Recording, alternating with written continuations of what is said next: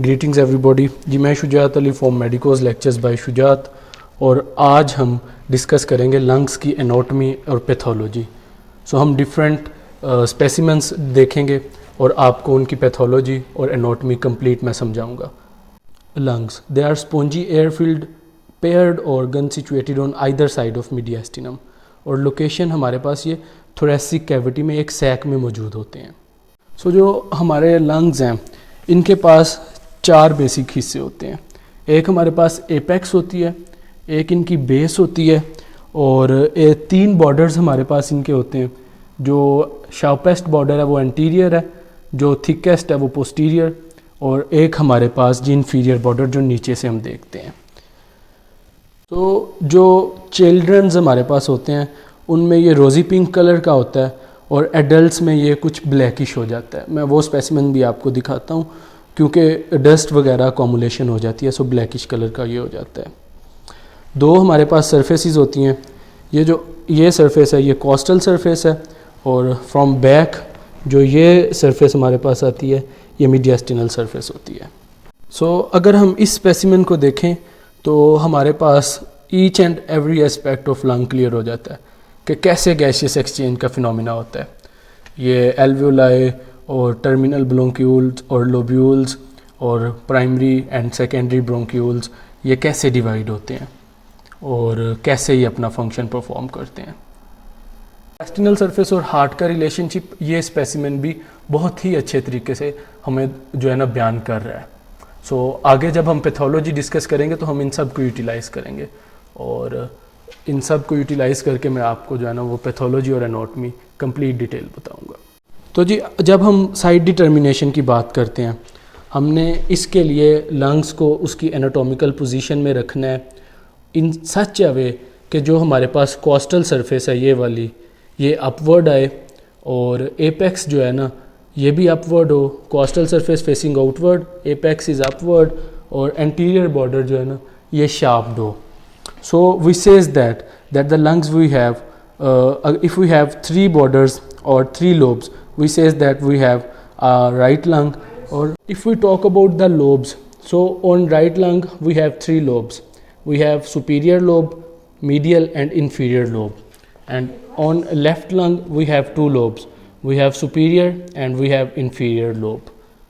अगर हम एपेक्स की बात करें तो एपेक्स पे हमारे पास सबक्लेवियन ग्रूव होता है, ग्रूव फॉर सबक्लेवियन आर्टरी। और if we talk about the base, so base is basically semilunar और concavity is facing outward of base. If we talk about the anterior border, so anterior border हमारे पास सबसे sharp and होता है, जैसे तलवार की एक धार होती है उसकी तरह का होता है। And talk about the posterior border, so वो हमारे पास थिक एंड होता है। और इन्फीरियर जो है ये मीडियास्टिनल सरफेस पे ये नीचे होता है, हमारे पास इन्फीरियर सरफेस पे एक इन्फीरियर बॉर्डर होता है। So if we talk about the pathology, so in pathology हमारे पास एक तो होती है जी ऑब्स्ट्रक्टिव पल्मोनरी डिजीज़ जो कि characterized by increase in airway resistance due to the partial or complete obstruction at any level. उसकी वजह से हमारे पास एक ऑब्स्ट्रक्टिव पल्मोनरी डिजीज़ होती है।